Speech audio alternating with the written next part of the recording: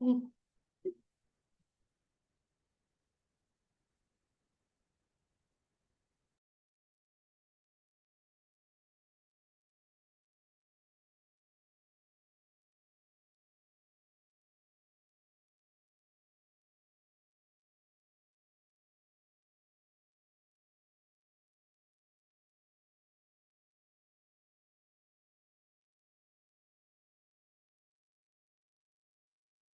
Alexis, did you reconfirm with Amy and Jeff that they're good to go for today?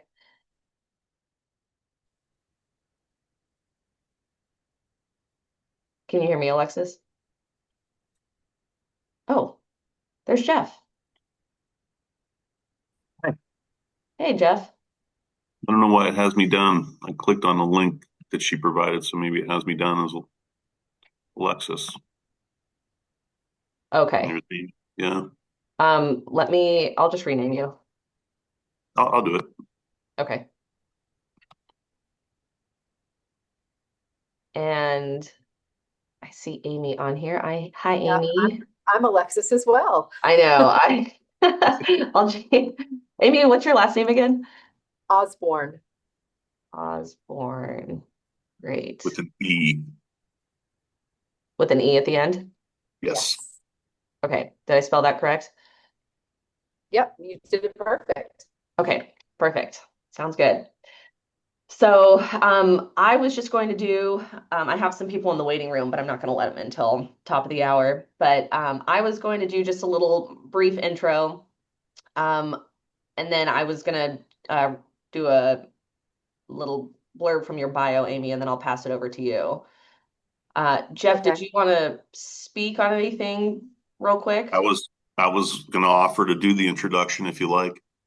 Okay. Of Amy? Yeah. Okay. Let's do it that way. I think that'd be nice. And then I was going to, so I'll still kick things off. I'll pass it over to you, Jeff. And then I was going to say it'll be about 30 minutes. Is that fair to say, Amy? Yeah, Okay. that's fair. Okay. Sounds good. And are we speaking to pretty much all clients? Are they prospects? Is it a mix? I think from the registration that I saw, it's all clients. But Okay, we great. did have one question come in ahead of time. I don't know if Alexis had forwarded that on to you, but they wanted to know about healthcare options if you retire before Medicare age. Yeah, Jeff shared that question. Unfortunately, this presentation doesn't touch on that Yeah, specifically, but what we have had some success is at the end of the presentation, just kind of opening up the floor for questions and comments and kind of best practices to be shared amongst people. Because this is talking a whole lot more just about the importance of making plans for where you plan to live and working with your financial professional in order to be doing that. right. That's Um, what I figured. who, So, who should I be referencing as the financial professional or as the team when I speak to that? you can do it, Jerry and I, say Christina and Jerry. Okay. Okay, perfect.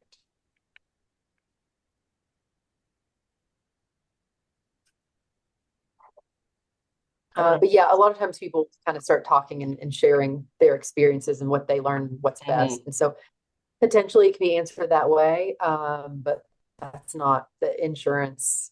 The question about the Yeah. insurance isn't really anything for. And we can deal with that offline and speak with a client about that. But anyway, I thought if that was something that you wanted to talk about, we can.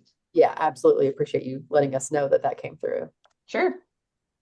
Okay, I'll start letting people in from the waiting room and then I'll kick it off from there. Okay. Do we go ahead and start sharing screen? Hey, Jerry. Good morning.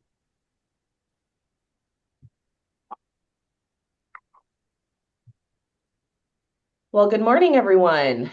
Thanks for joining us. We're just gonna give it another minute or so and then we'll kick things off.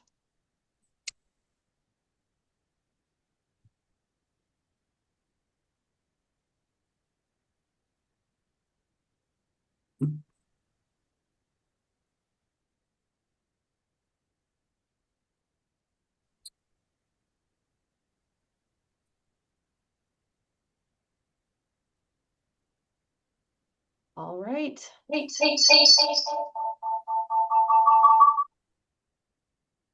All right, we're going to mute everyone just for sound quality.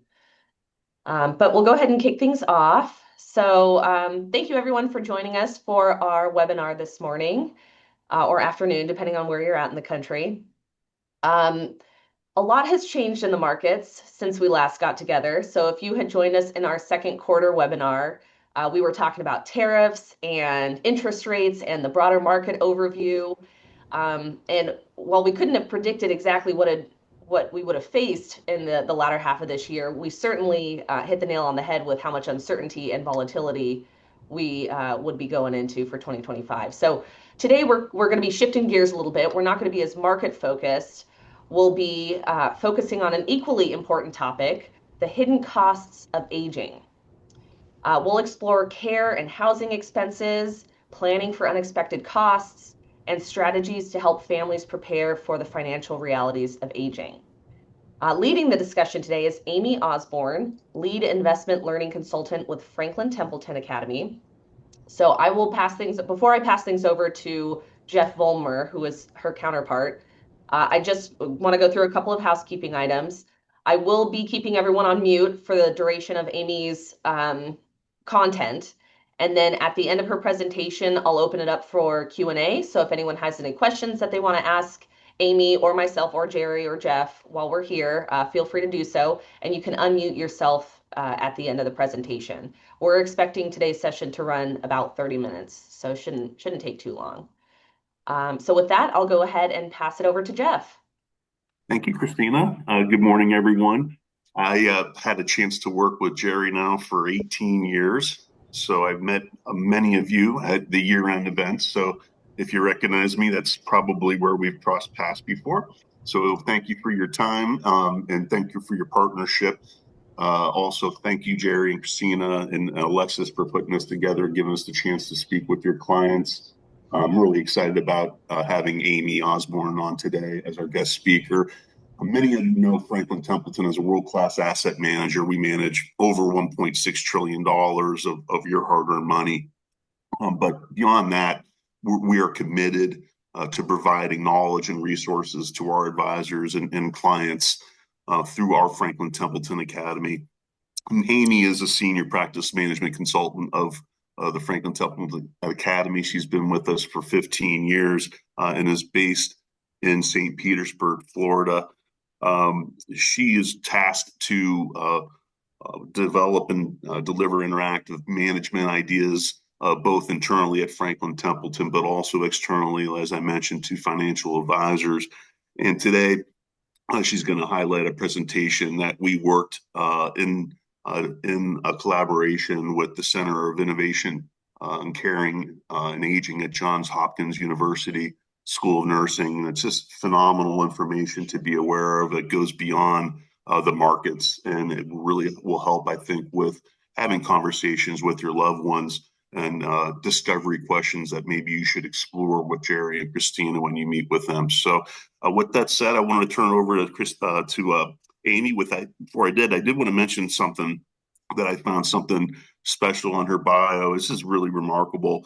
Amy recently completed a personal project renovating and furnishing a home that she and her family provide exclusively to cancer patients traveling to Knoxville, Tennessee for proton therapy treatment. This is amazing. So thank you for all that you do, Amy. I didn't even know that you did that. So appreciate you.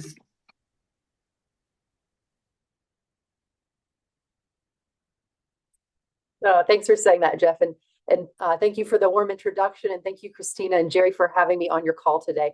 I'm in Florida, but I am speaking to you from a hotel room in Vail, Colorado today. So let me just ask, because this is not my normal setup, can you see my screen okay? I'm sharing a PowerPoint presentation. Do you see that? I see Jeff's head's nodding. Okay, thank you for that.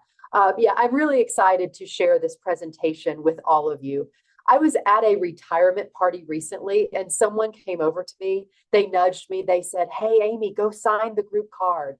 So I go to where the card is hidden and I'm picking up a pen. I pick up the card and I'm reading some of the messages.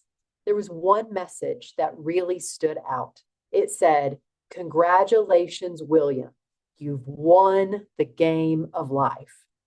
And I thought to myself, that's good. I'm going to remember that. I might steal that line and use that for someone else one day. And then I got to thinking, William, the one retiring, he worked to 67. He's 67 years old. He had a successful practice. He and his wife were happy, healthy. Their kids were often grown, taking care of themselves, and he just became a grandfather. But William's 67. He might still have a really long life to live. So has he won the game of life if there is still a lot more life? We all work toward this big goal of retirement, but life doesn't stop there. And that's why this conversation is crucial.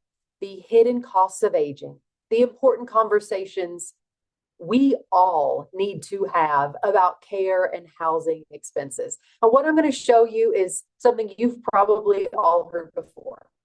What I'm going to show you today is something that every single one of us in this call needs to be paying attention to. Because every one of us in this call is going to need to have these conversations. Whether, your parents should have had these conversations, and your kids one day will need to have these conversations. And most of us aren't experts in this area. And I'll admit to you, I'm not an expert on aging, but the firm that Jeff and I represent, I'm tremendously proud to represent, Franklin Templeton. They enlisted the help, Jeff mentioned it, of the Center for Innovative Care and Aging at Johns Hopkins University School of Nursing. And I'm here to show you the research and the resources that were put together for all of us, so that at the very end, we can all say that we helped our families, we helped our loved ones, we made sure that for ourselves that we did win the game of life. Because bottom line is, everyone tends to think about retirement as something linear. You retire, someone throws you a retirement party. Hopefully it's a really nice one, right? And then everything becomes simplistic after that. Every day becomes a weekend. The mortgage is paid off, the family's taken care of. Now you get to travel. Do all those things that you always wanted to do, but you never had enough time while you were working and raising a family. And then after you do all of those things, then you're going to leave a really nice legacy. Is that the way it works? That linearly? No, it doesn't work that way. Unfortunately, it doesn't work that way at all. The way it works is incredibly variable. Our lives don't move in straight lines. No one's does.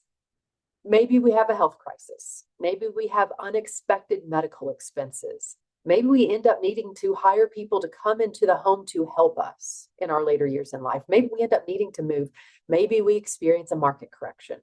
It is so incredibly important for us to have a sound financial plan to get us from the point A of retirement to the point B of that wealth transfer. If we want to be in control of our own lives, we'll probably need to make a number of plans to take care of all of these variables that we see here.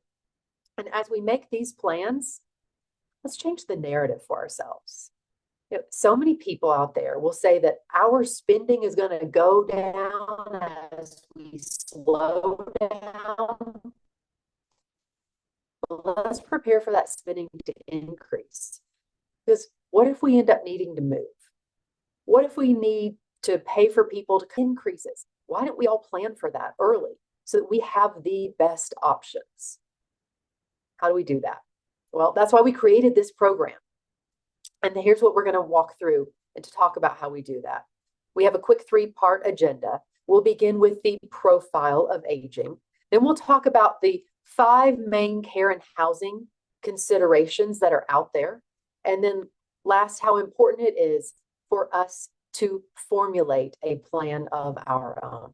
And guys, am I coming across okay? I'm getting notifications that my internet might be unstable. Am I coming across okay for everyone? Yeah, okay, yeah, I see some head nods. Jeff, everything good? It's a little lacking sometimes, but it's okay. Oh, I apologize. Okay, let me know if I cut out. I can maybe rejoin from my phone. So let's begin with our first section, the profile of aging. And I'm going to ask for you to engage in a quick game of true or false with me here. So you should have a raise hand button that you can click in your webinar console here. Christina, do we have a raise hand button that we can use? Is that set up? I'm I totally don't think we do. I don't think we have that set up.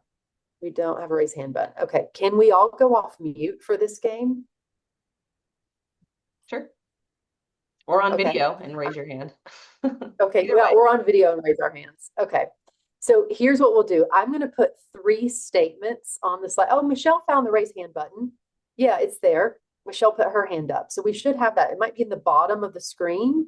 It is. If you go to React and you click on React, you'll have an option there for raise or lower your hand. There you go. Thanks, Thank you Michelle. so much for that. Yeah, Chris found it too. Down to the bottom to react or reactions, there should be an option for the raise hand button. This looks like this. Okay, here's how we'll do this. I'm going to put 3 statements on the slide, and I'm going to ask you if you think the statements are true or false statements by using that raise hand button. So I'll prompt us through this, and then I'll share the answer to these 3 statements after we go through all 3. All right, so here's the first one. 22% of our population will be over 65 by 2040. Hit that raise hand button if you say that's true. 22% of our population. I see Christina's hand went up, Susan's, Alexis, Jerry's, Lisa's. I can't read everybody's name that quickly. Chris's is up. Thank you guys. Okay. So if you didn't raise your hand, I'm going to assume you say that's false. Okay. If you put your hand up, lower your hand. Take that raise hand button off. Second statement. A 65-year-old can expect to live an additional 17 to 20 years on average. Hit that raise hand button if you say that's true. A 65-year-old can expect to live an additional 17 to 20 years on average. Several hands are going up. Thank you for your participation. I see some other hands. I didn't see the name. Didn't see Neil's hand last time. Maybe it was up. I can't always read all of them as fast as they go up. Okay, thank you all. Lower your hands. I'm going to assume if you didn't raise your hand, you were saying false. Third statement, 80% of older adults are living with one chronic disease. Hit your raise hand button if you say that one's true. Several more hands are going up. Thank you for your participation. Thank you, Susan. Thank you, Chris. Thank you, Neil. Thank you, Lisa. I can't read everyone's names. Okay, now lower your hand, and I've got a question now. Hit that raise hand button if you said true for all 3 of these. Thank you, Kim. I just saw you pop up on screen too. All right, Lisa said true. Christina said true. Chris, Kim again. If you raised your hand, if you said true for all 3 of these statements, congratulations, you are correct. Now let's dive into what's behind these statements. And thank you all again for your participation. You can lower that raise hand button. I'm going to ask you to use that again, so keep that handy and close by. By 2040, all baby boomers, which at this time puts our population, 22% of our population, as seniors, as 65 years old. And we can see here what a big increase that is in just 20 years. And to put those numbers into perspective, almost 10,000 Americans are crossing that line every day. So it's clear that the over 65 segment is growing. And you know, everyone used to talk about 65 as being old, but that's not old, not anymore, not even close, because our life expectancy across the board is increasing. You know, we all know that women are outliving men. As we can see here, at age 65, the average woman can expect to live an additional 19.8, almost 20 years. The average male can expect to live an additional 17 years. What this also relates to is a much higher percentage of a 65-year-old woman to be widowed compared to the likelihood of a man to be a widower. Now, I look at these numbers, and these are big numbers, but you know what? The statistics in the United States have these gaps widening. They're saying that for the younger generation, the average woman can expect to outlive her male counterpart by 6 years. 6 years. For me personally, I'm a woman. I am married. My husband, Eric, is almost 5 years older than I am. So if statistics are correct and they are projecting correctly, that means I'll outlive him by 6 years, but then I add in the 5-year age gap. That means I add on another 5 years. So that means statistics would project that I will outlive him for 11 years. 11 years. Now I just wish that I'd met and married him 11 years sooner. But what that also tells me is that I need to be sure that my needs are going to be met for those potential 11 years. So ladies, what are your needs? Who's going to take care of you? How are your needs going to be met? How will that be accomplished? And gentlemen, make sure that you are taking the necessary steps to make sure that the wonderful women in your life are going to be taken care of. Because we are all living longer, but why? You know, so many of us Americans, we can come down with something that maybe in the past would have debilitated us, say a chronic illness, something that was once major, but now that may just be a minor inconvenience that we can live with. And that's because of this great country that we live in, combined with advanced technology. A lot of chronic illnesses today, they can be managed by taking a daily pill. Now, it is projected that 80% of us will live with one chronic illness. It's also projected that 77% of us are going to have a second chronic illness. And at that point, our health issues will likely impact how and where we live. And take a look at these charts. These show us that residents in full service facilities increases with age. When we analyze the senior population, starting at the top bar, age 65, we can see that the vast majority live at home in a traditional community. That's that green teal color. I like to call it Tiffany blue part of that bar. But that bottom bar, that second bar, what it shows is that by age 85, the percent of people who reside in long-term care facilities more than triples to 15%. That's huge. That's huge because we can see that difference in those purple bars. That 11%, they likely didn't have a plan, and their families likely had to make a plan for them. I don't know about you, but there's a big difference between that word facility and that word community to me. A facility is oftentimes a hospital environment. A community, that green bar, that's where we all live today. So what does all of this data mean for all of us? It means that we all need to make a plan. Because if we don't make a plan will be made for us. We live in a first world country, so if we don't make a plan will be made for us. But you know what? I just hope we like it. I hope we like what our kids or what the state comes up with for us. But you know what? I'd rather determine that plan for myself. I'd rather determine that plan and work with Jerry and work with Christina to make sure that I have the assets available to cover the costs of that plan. So let's talk about the different care and housing options to be discussed, the different ones that you could consider. So what are our options? Really, when you look at it, there are 5 main options that you can choose from. When you think about it, what would you prefer? In your mind, where would you want to be? These are the 5 main options. It's either aging in place in your home. Maybe if you're lucky, it's a family member's home. It could be a 55 plus independent living community. Maybe it's a continuing care retirement community. If you have Alzheimer's or dementia in your family, maybe you might have a need for assisted living or skilled nursing one day. Out of all of these decisions, show of hands here, that raise hand button, where would you want to go? Hit that raise hand button if you say, I want to age in place in my home.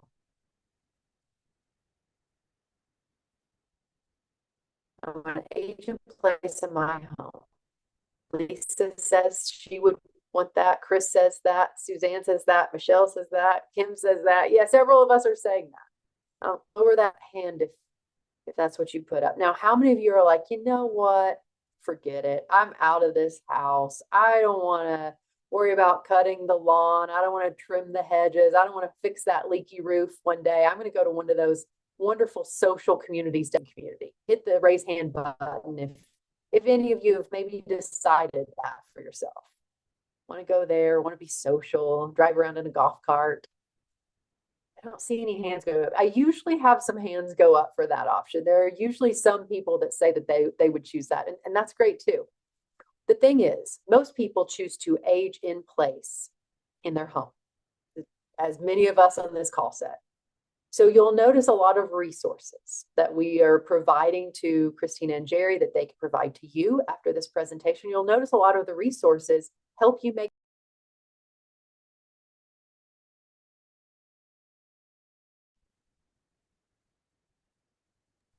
I'm so sorry. I think that was me. Am I back? Yes, now you're back. Okay, let me Oh, get the screen back. yeah. Okay, we don't see your screen there. Okay, thank you, Zoom, for bringing me back so quickly. Okay. So what I was saying is the majority of people, can you hear me? Can you see my screen? Okay, thank you, No, Jeff. no screen yet. No screen yet. I'm sharing. There you go.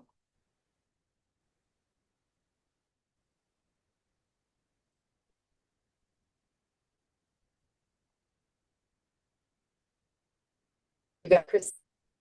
All good. Do you see it on your end?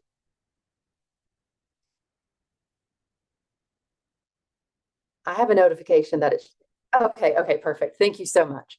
So what I was saying is that the majority of people say that they would choose to stay in place in their home. So a lot of the resources Tina and Jerry to share with you will help you make plans for that decision. So if you're in the process of making that decision, you can take a look at these two housing brochures. These help you look at your options and identify what's right for you. The other great thing about these is you can print them out, you can write in them, you can hand them to your loved ones, you can say, this is what I want.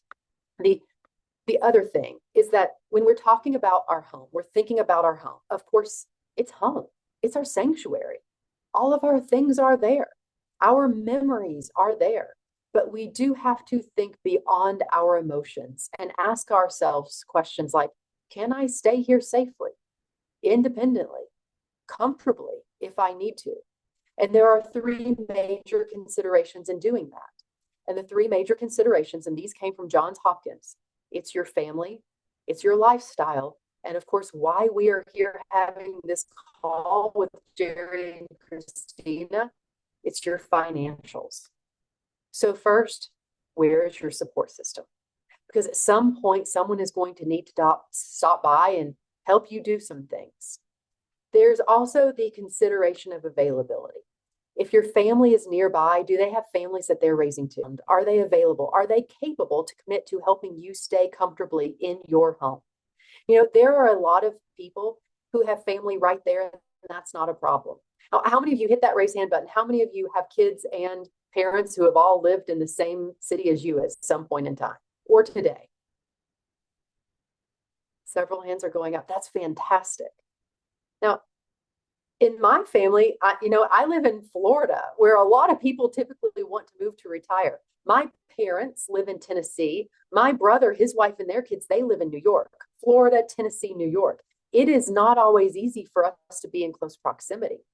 But you know what? If my parents tell me, Amy, we want to age in place in our home or wherever that may be, I'll make a commitment to them to help make that happen. And I will have to hire people. My brother and I will have to work together from Florida and New York to hire people and work with their financial professional to make sure that we can cover those needs and hire people to help them do that. Then there are lifestyle considerations where we really need to think about the ability to perform activities of daily living. And let's think beyond the basics, not just eating, bathing, dressing, but can you continue to do the things that you love to do in your home? Are there maybe home modifications that'll need to be made so that you can continue doing the things you love? Is there advanced technology out there that could help you stay in your home to help you make these decisions? We also have home safety assessment worksheets for you. These worksheets help you review how conducive your home is to aging in place. You can walk around your home with these worksheets. You can size up your home and answer the question of, is this a place I live? Do you know how wide your doorways are? If you need wheelchair access one day. Do you know how tall your thresholds are? Do you know how slip resistant your stairs are? Do you know all of the places in your drive elements of your home that could be challenging for you? Now, I certainly don't know all of those things. Jeff doesn't know all those things. Chris is Johns Hopkins School of Nursing. Doctors know that. Nurses know that. They know. And that's why we all partnered with them. And they put this guide together for all of us so that we could have it, so that you could have it. They said, here's what you need to know to set up your house. The next slide here is healthcare considerations. Because if you're going to age in place in your home, you're most likely going to be an employer or your family member will be. Maybe you have a need for geriatric care managers or home care services. You can read these naming conventions. I won't read through all of these. Let's just point out though, these naming conventions, they're really not great. I don't know who came up with these not great names, but you know who is great? Again, is Johns Hopkins. I don't know if it was even them who named this stuff, but they are great. And they said, you know what, if you've never been an employer, and I don't know if you have, I've never been an employer. They said, here's what we're going to give you to find and hire the right people to help in all of these areas. And again, our firm, Franklin Templeton, that Jeff and I worked for, put it all together in a really nice package for you. If you need to hire a home care agency, how do you do that? What are the interview questions you should ask? Make photocopies, share them with your loved ones. Share these with Christina and Jerry so you can say, this is what we want. How do we make that plan?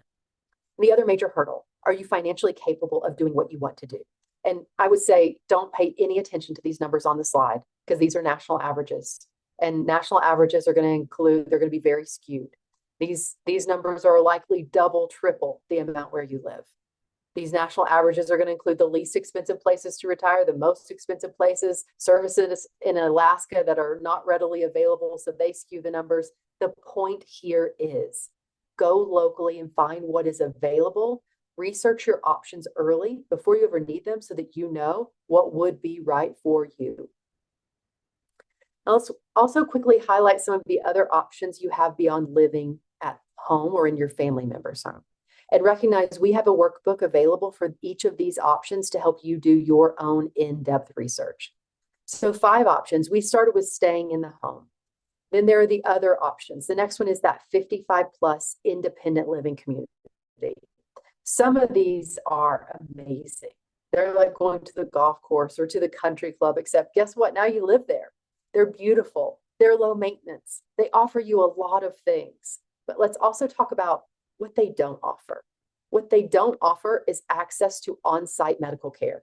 They won't have immediate access to doctors, to nurses, to other medical professionals. You've got to get in your car and go somewhere else if you need medical services. And with a lot of the medical situations that come about, a lot of people end up needing to move again. Now, I don't know about you, but I hate moving now. I just had to move last year because of Hurricane Helene in Florida. I don't want to move again. I hate the thought of having to move as an 80-year-old or a 90-year-old from any home or any situation. And move at that age could be detrimental to anyone's health.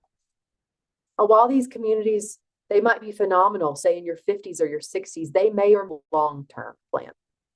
Now, Christina, I want to acknowledge we mentioned 30 minutes. I've probably got about 5 to 10 minutes more content. Is that okay to keep going? Yep, we can wrap it up and then open it up for Q&A. Okay, great. Thank you. The next option is the continuing care retirement community. This is the most comprehensive of all housing options. These communities can be very attractive, but know that you've got to move in while you are still able to live independently. Well, I apologize for all of the technical difficulties that we've been having, but as Amy said, she's doing it from a hotel room. So it looks like she's hopping back on. We'll have her close up the webinar and then open it up for questions because I know some of you had some questions as we were heading into this webinar that you wanted to have addressed by Amy. So Amy, if you have the ability to share your screen and you want to zip through those last few ones, otherwise we can jump into Q&A. Yeah, I just hit share again, and I'm so very sorry, everyone. I'm in this hotel room, and I don't have a lot of control over the internet in this hotel. And as I was driving out here last night, the radio stations didn't even work out here. This is my first time to Vail, so I don't know. I didn't plan for this. Will you let me know when you can see the screen again? Still getting internet unstable notifications. You see the screen?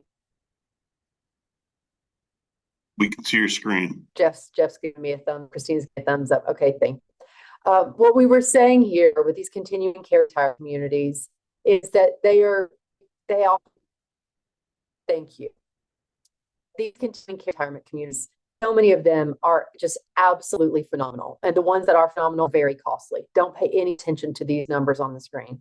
I know many people who have entry fees of $1 million and up. With all of these, even if they are phenomenal and you have the assets to cover them and they're the best option for you, be sure that you read everything that these communities give to you, because you may go on a tour and dream about what a place like this might offer and how great life is going to be. But frankly, when you view these communities, you are going to be meeting with a salesperson. So be sure that you aren't sold on something that sounds great, but isn't what you need. A lot of times what they won't tell you is that if you are diagnosed with dementia, you will have to find another place to live. Some offer that level of care, some don't. When they don't offer it, they're likely not going to be advertising that to you. So just be sure that you are fully informed and that a community like this meets all of your needs. Now, I'll quickly go through the other two: assisted living and skilled nursing. And I'll just, because of the sake of time and the internet, I'll say really the same about both of these. The best of these facilities, and assisted living facilities, I'll move on to skilled nursing facilities. The best of these facilities, the most important point, I think, is to point out that the best ones have really long wait lists. So just be sure that you do your research early before you ever have a need for that facility for yourself or for your family member, because the best do have those really long wait lists. And maybe something's happening health-wise and you think you might have your family member put on that wait list. And maybe they can even call you and say, hey, we've got a room, and you can say, hey, we're not ready just yet. But one day you or your family member, maybe you will be ready. So just be sure that you research the best options early, so that if you or a loved one has to be there, you're not the one asking to go home. You can walk through many of these and hear the residents asking to go home. Be the person, or have your loved one be the person who's saying, I'm so glad you came to visit me. Aren't we lucky we found this place? So for all of these options, we have worksheets available. Take these with you when you visit. These cover all of the questions you should ask, all of the interview questions, everything you should look for if you're going to be investing and living in one of these communities or these facilities. You've got I think, 70-page guide that covers everything you need to know. So I'll just say the final thing here really is that you've got to formulate a plan. Speak with it, you can't do it. Determine what you want. Take a step back, recognize what your needs will likely be. For you have to be a one-step plan of this is how it's going to be. You can take action in a number of arenas. If this happens, we do this. If this happens, we do that. Document your wishes, share them with your loved ones, make your financial plan to cover those wishes with Christina and Jerry. Again, these are all of the amazing resources I referenced today that our firm, Jeff's firm, my firm, band together with Johns Hopkins to provide for you. We can provide you with all of these resources. So I'll wrap up and say, we started the conversation by taking a look at how our population is living longer and how that means we need to carefully plan for what happens after we retire. We covered the 5 main housing options and considerations for those options. And we discussed some steps that you can take away to formulate your plan and all of the resources we are going to provide to you to do that. So we're all healthy and on this call today, or you may not be healthy. I hope you are. I don't know. But the reality is we're all here and able to join this call. And so that means that we have the ability to take the steps that we need to get to where we want to be. So let's take action now. I love this quote on the slide by JFK. Let's take action now while the sun is still shining, so that we all live to the end with dignity and we all win the game of life. Thank you all. Thank you all for participating in the interactive components with me. Thank you for your patience with my unsteady internet. Christina, I'll turn it over to you to open up the floor for everyone. If anyone has questions, comments on what we covered, any best practices from any scenarios that maybe you've gone through with with loved ones or family members, just kind of open up the floor. Christina, if you're okay with facilitating that, I'm going to stop my screen and hopefully that clears that. Sure. So we'll go ahead and open it up. If anyone has any questions or any personal situations that you want to run by Amy or myself, Jerry, Jeff, any of us here on the call, go ahead and unmute yourself and ask your question. Yes, Kim. I was curious about long-term healthcare insurance plans and how they figure into this cost. Your experience of it.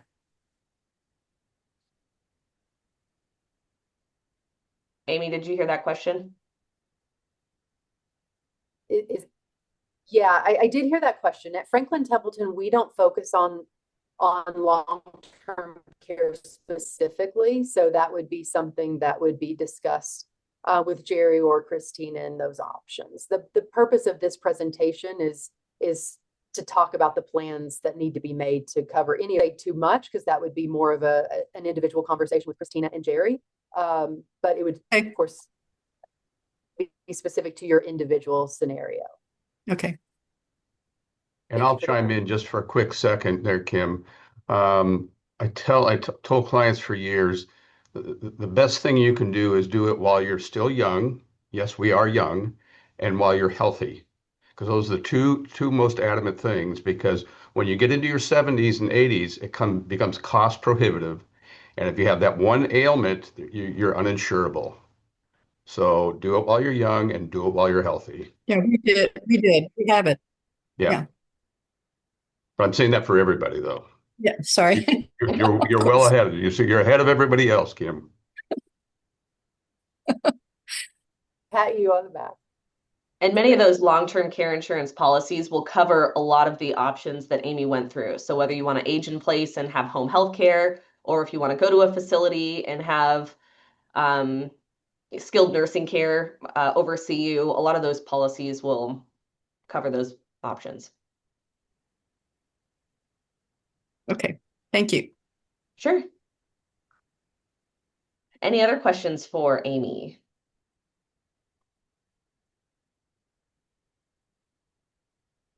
Or best practices. A lot of times that we have a great kind of learning opportunity to learn from others in these sessions. Well, I would just add that in addition to having a plan and doing your research on different facilities or how you would like to age, whether it's aging in place at your home or moving to a facility or, multitude of options, doing your research, yes, but also having a plan from an estate plan perspective. And Jerry and I are usually pretty good about making sure that your estate plans are up to date, but you don't want to wait until the time has come when you need those estate planning documents and you need that power of attorney to act on your behalf, and you need those healthcare directives to take action, making sure that you have designated the appropriate person or people to make those financial decisions or make those healthcare decisions if you're deemed incompetent. So making sure all of those plans are in place too, in addition to doing your research on aging in place. I was just going to mention that I will email Jerry and Christina those worksheets so you can send those out to your clients to help with the assessments. Great. Mm-hmm. Yep, all of those are complimentary to our clients. So if anyone's interested in all of them or any specific worksheet, just let us know. We're happy to get it out to you. All right. Well, if we don't have any other questions for Amy or Jeff, we'll go ahead and conclude our webinar today. So thank you all for joining. I hope you got some good nuggets of information from Amy, and we will see you on our next webinar. Thanks so much for joining. Have a good Thank you. afternoon. Mm-hmm. Well. Bye-bye. Thank you.